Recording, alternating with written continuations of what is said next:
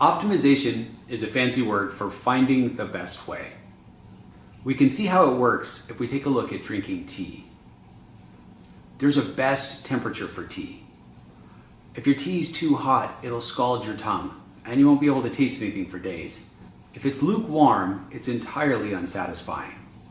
And there's this sweet spot in the middle where it's comfortably hot, warming you from the inside out all the way down your throat and radiating through your belly. This is the ideal temperature for tea. This happy medium is what we try to find in optimization. That's what Goldilocks was looking for when she tried Papa Bear's bed and found it too hard, tried Mama Bear's bed and found it too soft, and then tried Baby Bear's bed and found it to be just right. Finding how to get things just right turns out to be a very common problem. Mathematicians and computer scientists love it because it's very specific. It's well formulated. You know when you've got it right. And you can compare your solution against others to see who got it right faster. When a computer scientist tries to find the right temperature for tea, the first thing they do is flip the problem upside down. Instead of trying to maximize tea drinking enjoyment, they try to minimize suffering while drinking tea.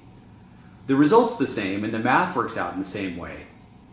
It's not that all computer scientists are pessimists, but just that most optimization problems are naturally described in terms of costs, money, time, and resources, rather than benefits.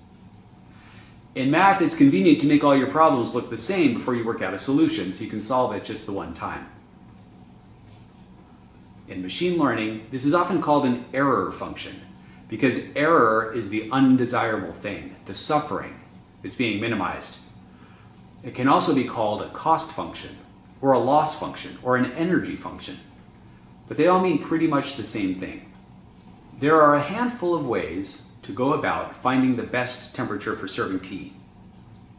The most obvious is just to look at the curve and pick the lowest point. Unfortunately, we don't actually know what the curve is when we start out. This is implicit in the optimization problem.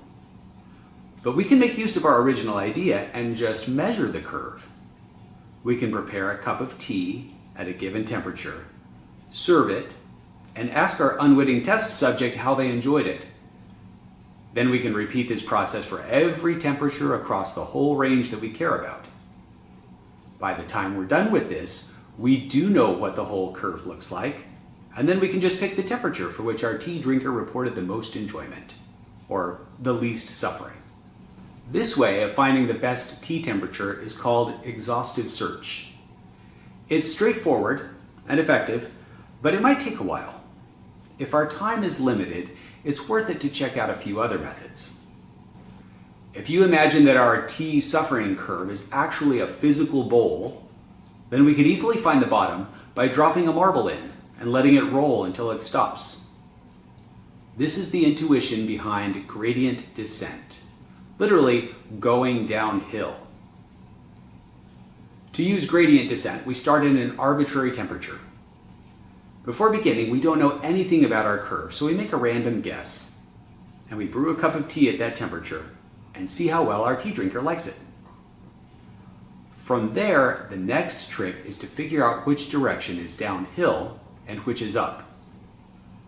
To figure this out, we choose a direction, again arbitrarily, and we choose a new temperature a very small distance away. Let's say we choose to the left, cooler temperatures. Then we brew up another cup of tea at this slightly lower temperature and see whether or not it's better than the first. We discover that it's actually inferior. Our tea drinker likes it less. Now we know that downhill is to the right, that we need to make our next cup warmer to make it better. We take a larger step in the direction of warmer tea, brew up a new cup, and start the process over again.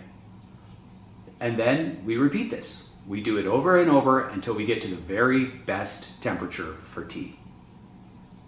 The steeper the slope, the larger the step we can take. And we'll know that we're all done when we take a small step away and get the exact same level of enjoyment for our tea drinker. This can only happen at the bottom of the bowl where it's flat and there is no downhill. There are lots of gradient descent methods. Most of them are clever ways to measure the slope as efficiently as possible and to get to the bottom of the bowl in as few steps as possible. They're all tricks to brew as few cups of tea as we can get away with. They use different tricks to avoid completely calculating the slope or to choose a step size that is as large as can be gotten away with. But the underlying intuition is the same. One of the tricks to find the bottom of the bowl in fewer steps is to use not just the slope, but also curvature when deciding how big of a step to take. As the marble starts to roll down the side of the bowl, is the slope getting steeper? If so, then the bottom is probably still far away. Take a big step. Or is the slope getting shallower and starting to bottom out? If so, the bottom is probably getting closer.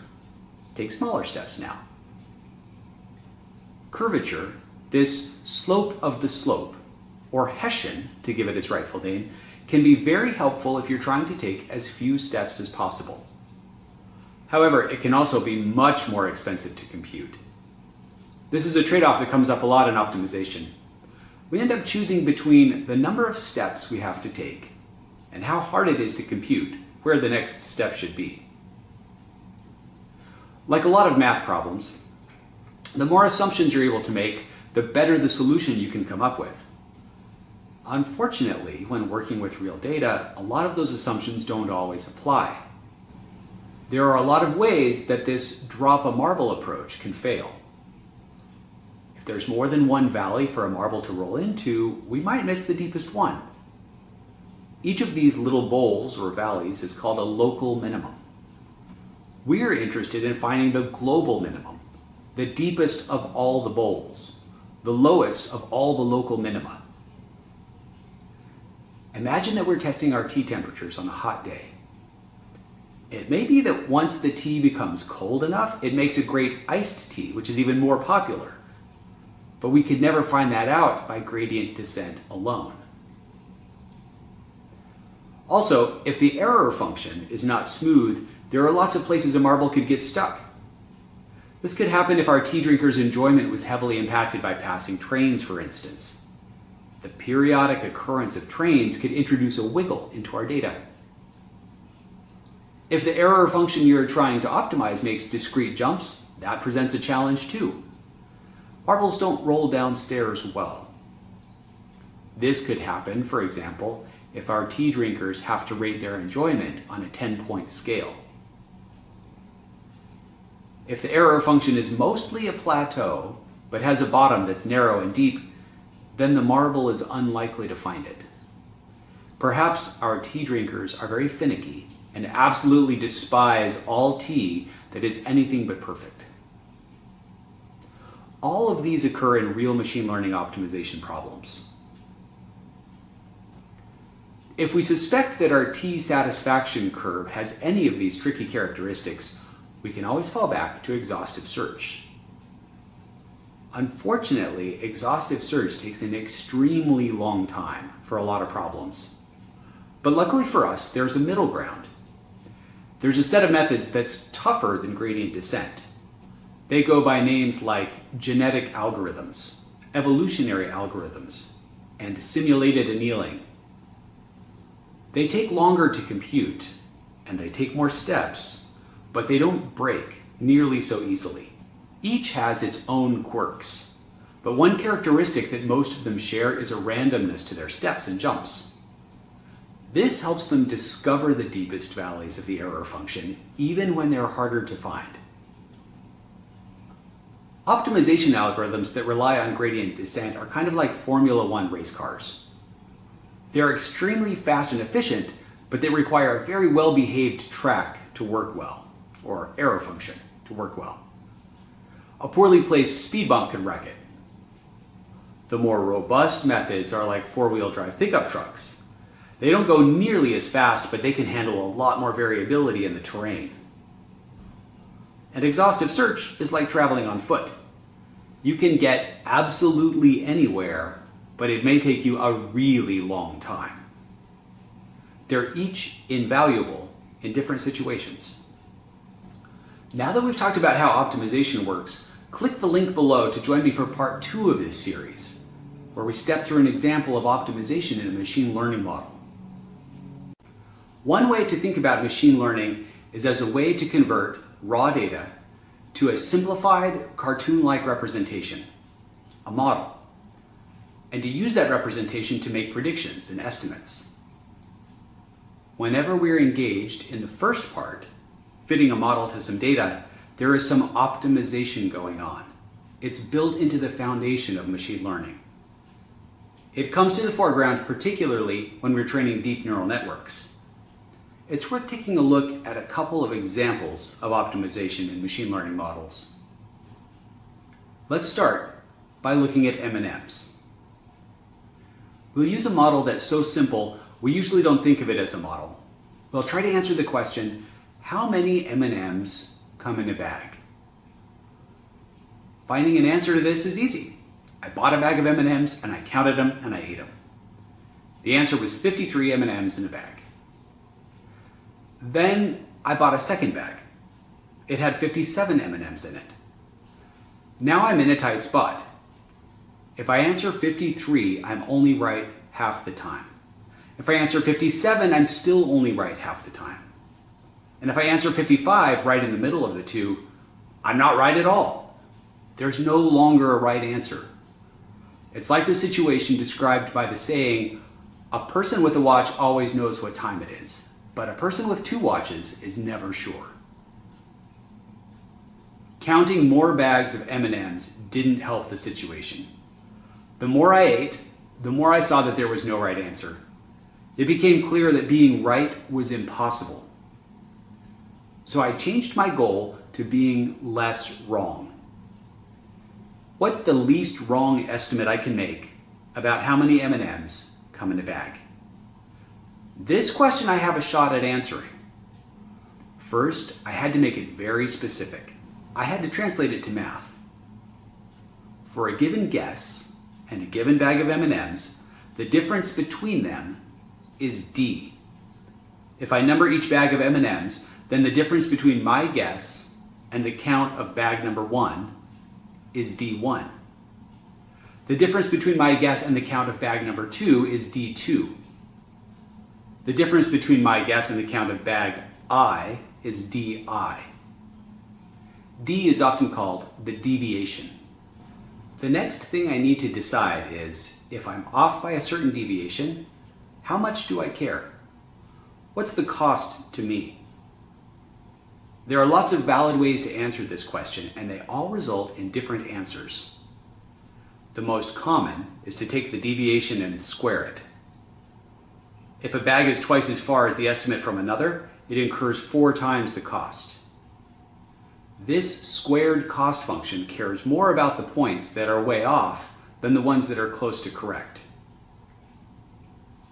Another common cost function is absolute deviation. That way, if a bag is twice as far away from the estimate as another, it incurs just twice the cost.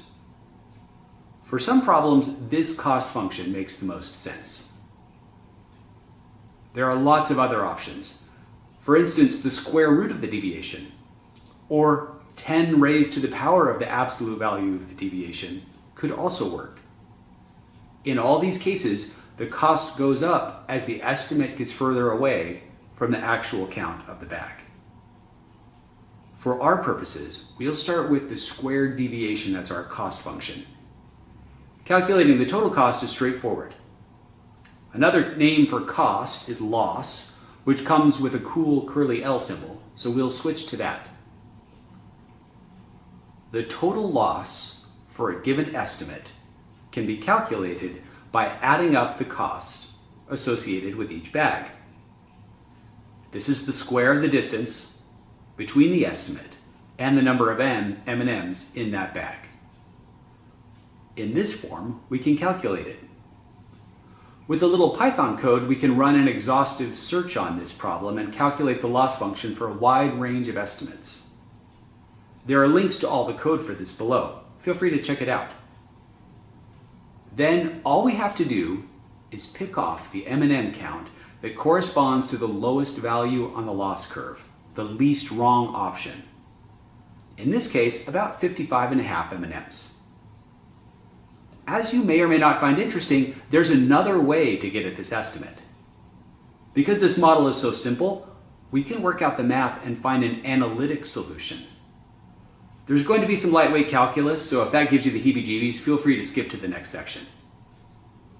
We are lucky to have a nice equation for the loss function. We know we're looking for the lowest point, and that this is the only place where the curve is flat, where it has a slope of 0. We can use this to solve for the estimate of n at this lowest point. We find the slope of the loss function with respect to the estimated number of M&Ms by taking its derivative, and then set that equal to 0 and solve it. We then just have to find the place where this is true, and that will show us our best estimate of n. We take advantage of the fact that the derivative of a sum is the sum of the derivatives of all its parts. Then we can take the derivative of each part. The exponent 2 comes down in front. Because the whole expression is already equal to 0, we can divide both sides by 2, then what's left is still equal to 0. And we can break out the sum into its pieces. We have a total of m bags of M&Ms. If we add up n estimated, m times, we end up with m times n estimated, multiplied. Then we can subtract this term from both sides and move it to the other side of the equal sign. And finally we can divide by m. What we're left with is magically the sum of all the data values divided by the total number of data points. That is, the average of our counts. This unexpectedly slick result at the end of such a long path is one of the reasons optimization is so popular. Okay, calculus is over, back to the modeling discussion. Although it may not look like it, this is a model. It's a model of central tendency. It has all the hallmarks of a model. It's a simplified representation of our data. Instead of having to remember every single bag of M&Ms we counted, we created a single imaginary, but ideal, platonic, typical representative bag of M&Ms.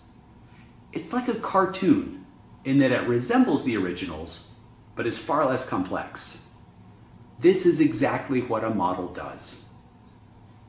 It also allows us to make predictions. If someone asks us how many M&Ms are in a bag that they're about to open, we can answer with confidence 55.48. We know that we're not correct. It's rare to find 0.48 of an M&M. But we know that our answer is less wrong than any other answer we could give. Although it was simple, this was a complete example of optimization for machine learning. Our model, central tendency, had a single parameter, the estimated number of M&Ms, that was adjusted to minimize a loss function. Most machine learning models have more parameters than this. Many layered neural networks can have millions of parameters, but the underlying process is similar. The number of all possible combinations of parameter values a model can have is called its parameter space. Exhaustive search requires visiting and evaluating every point in a model's parameter space, trying out every possible combination of parameter values. Because the central tendency model's parameter space was so small, we were able to get away with that, but it's not often the case that we can. It's also worth noting that the beautiful shortcut we found using the mean of the data points to find the optimal estimate via the mathematical long cut, the analytical derivation, is special. We can't expect to do such things or find such nice results most of the time. Being able to do that depends both on the simplicity of the model and on the exact choice of our loss function. For instance, if we had chosen absolute deviation loss rather than squared deviation loss, the mean is no longer the shortcut to get the best answer. In that case, it just so happens that the median is the right shortcut. But if we had chosen square root absolute deviation loss, I have no idea whether there would be any viable shortcut or what it would be. Most of the time, there will be no clean analytical solution and no shortcut for calculating optimal parameter values. We'll have to find them using gradient descent or some slower but tougher method. This example showed how optimization works in a single parameter machine learning model. Click the link below to join me for part 3, where we use optimization to fit a 2-parameter model. In part 2, our measure of central tendency for M&M weight was a single parameter model. There was just one number we could adjust to change the result. Just one slider to slide, just one knob to turn. Let's take a look at how this works with a 2-parameter model. Let's consider another set of M&M data points. This time around, we carefully weighed the bag before opening it and counting the M&Ms inside. We can represent the counts and weights of each bag in a 2-dimensional plot. This scatter plot shows all the bags we ate. There's a clear pattern here. Visually, you can draw a diagonal line right through the middle of these points.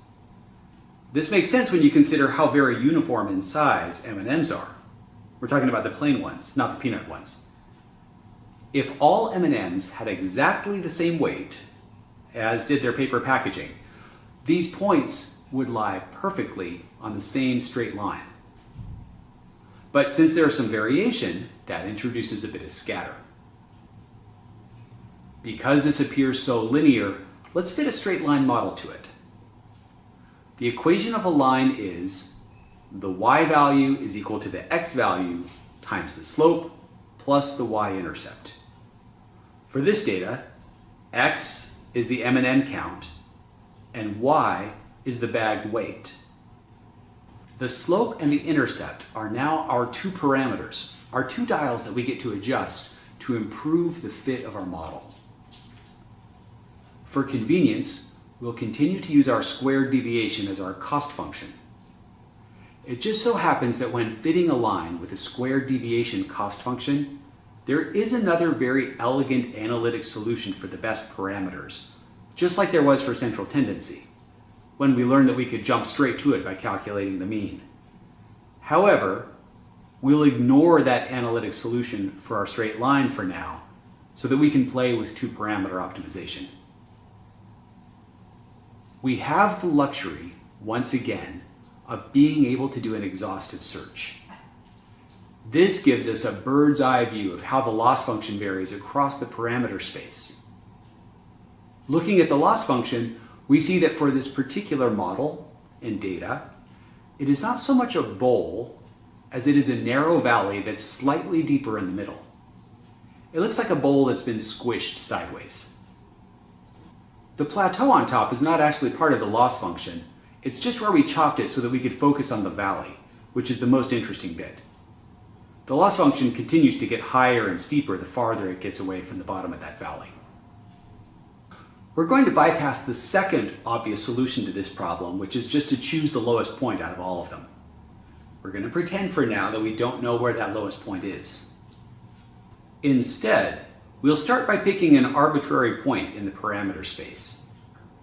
It corresponds to a single value of the slope and intercept, and there's one particular line that it corresponds to. We can show that together with our data points. Then we can adjust one of our dials. We can shift the intercept up and down. Notice that as the line passes through the data points, the loss gets lower, and once the line moves past the data points, the loss climbs again.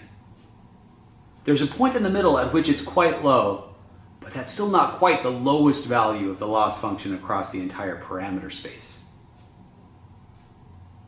We can change gears and play with the second parameter, the slope. This corresponds to moving in a different direction in the parameter space. In our model, it results in wiggling the line back and forth. And again, we see that depending on the value of the slope, the value of the loss function goes up and down, but it never quite reaches the bottom, its lowest possible value. It's possible to move both parameters at once. Again, we see that the value of the loss function jumps up and down, tracking the combination of parameter values we've chosen. At this point, it's probably clear what needs to happen. Our point in parameter space needs to roll down to the bottom of the bowl until it finds the deepest part. This is exactly what gradient descent does for us. We can start off way up high and make a step headed down the hill, with the size of the step being related to the steepness of the slope. This moves us closer to the bottom of the valley, but doesn't get us there yet, so we repeat it, stepping down the slope, whichever direction that is, again and again, with the step size related to the steepness. Then, finally, we're there. We have found the best pair of parameters.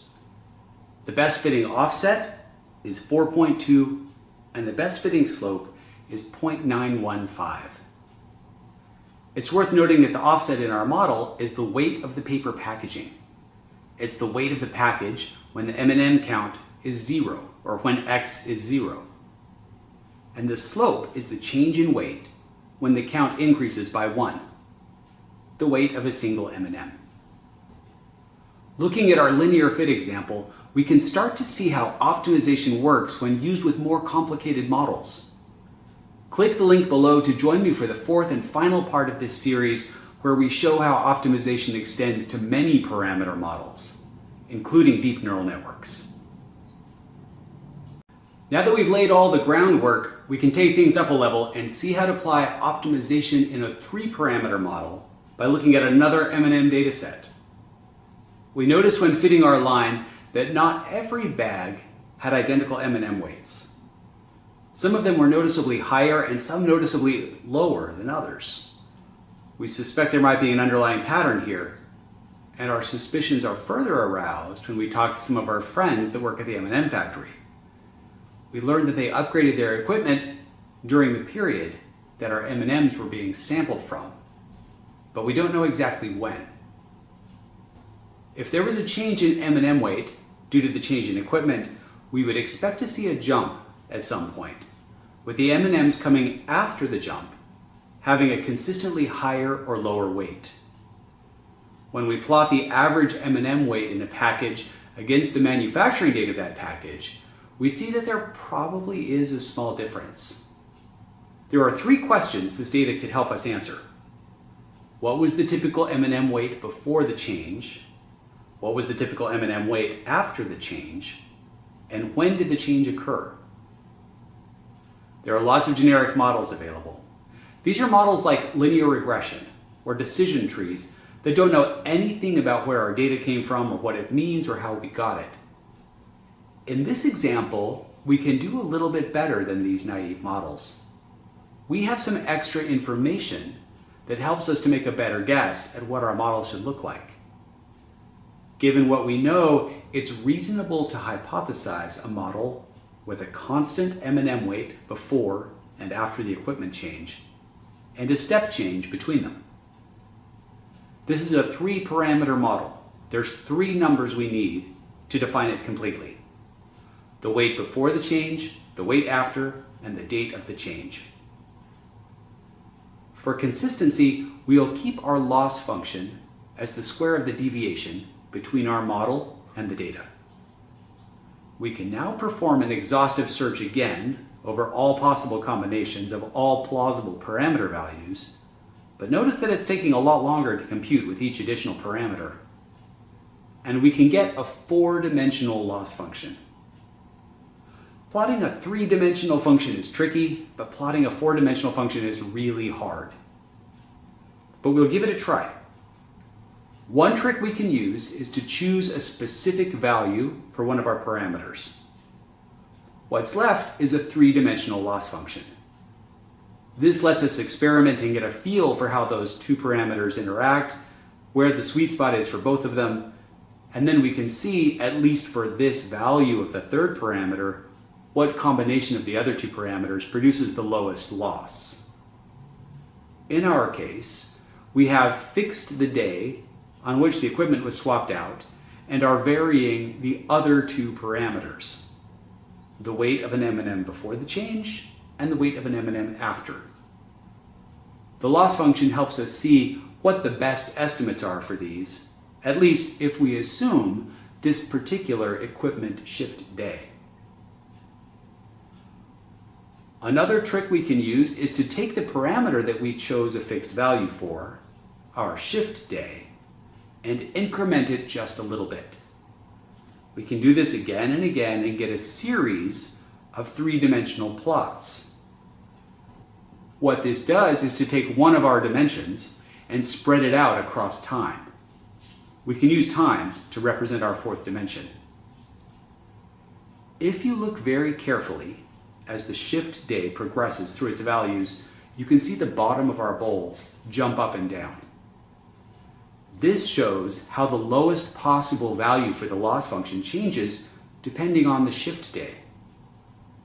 We're looking for the very lowest of all possible values. That is the optimal estimate.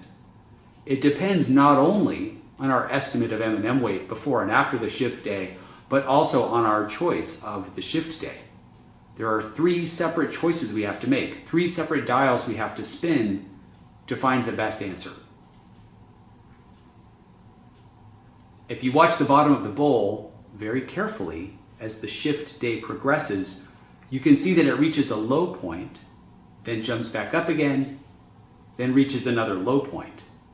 This means that gradient descent will give us different answers depending on where we start. The answer is sensitive to our initial guess. This is an example of non-convex loss function. As we mentioned before, there are a few ways to handle this. We won't go into them in detail here, but one method that's good to have in your bag of tricks is a scattershot approach. That involves choosing several random starting points and running gradient descent from each of them. Once you discover that several of them are ending up in the same place, or that several of them are giving the same minimum value, then you can be reasonably confident that you have a good answer. The more random starting points you pick, and the more times you choose a random starting point and try again, the better your chances of finding the global optimum. Although you'll never be able to guarantee that you have the absolute best answer.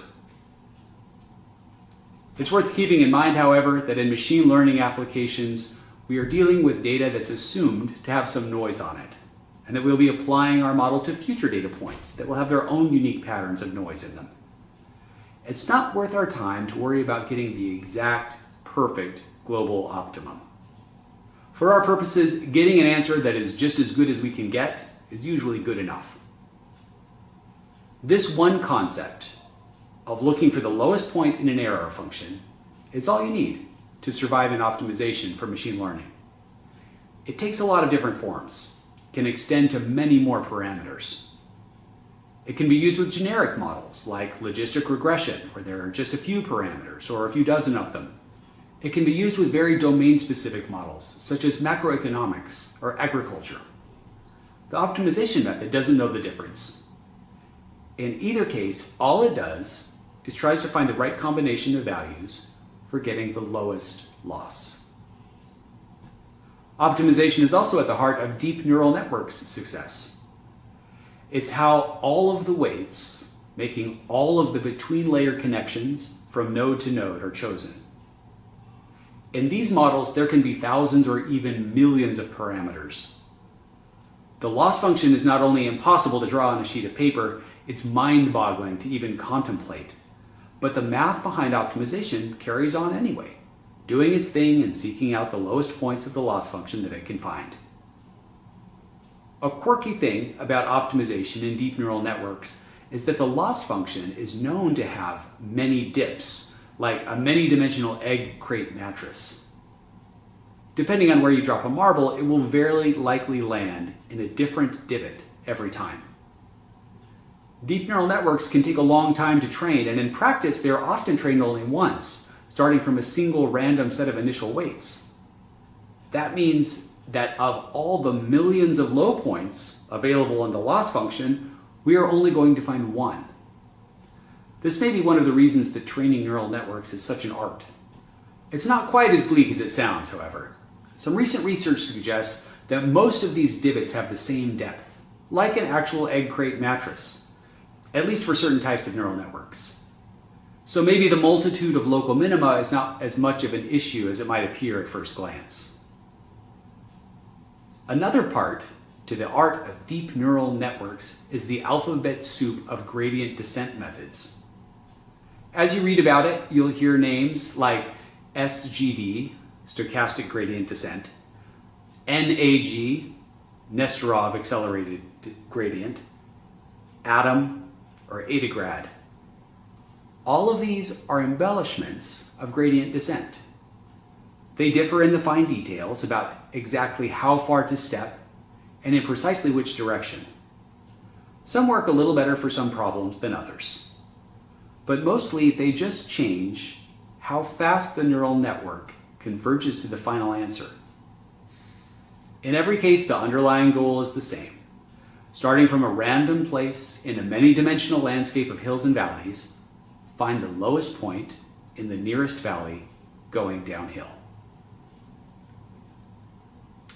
The other type of optimization that occurs in deep neural networks is hyperparameter tuning.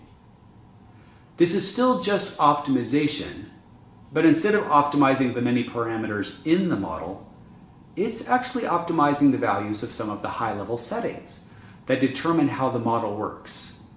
In some cases, determining how gradient descent is performed. If decorating a house, you can think of model training as optimization where you're choosing exactly where within a room the couch and the bookshelf and the picture should be and how they should be oriented. Hyperparameter tuning is the next level up. It's deciding which room they should even be in to start with. Because testing a new set of hyperparameter values requires retraining the model entirely from scratch, it takes a long time and usually a lot of computers. Computational intensity has driven creative machine learning practitioners to find ways to try as few hyperparameter combinations as possible. However, the underlying goal and the underlying problem are still the same. Find the combination of values that gives the lowest loss.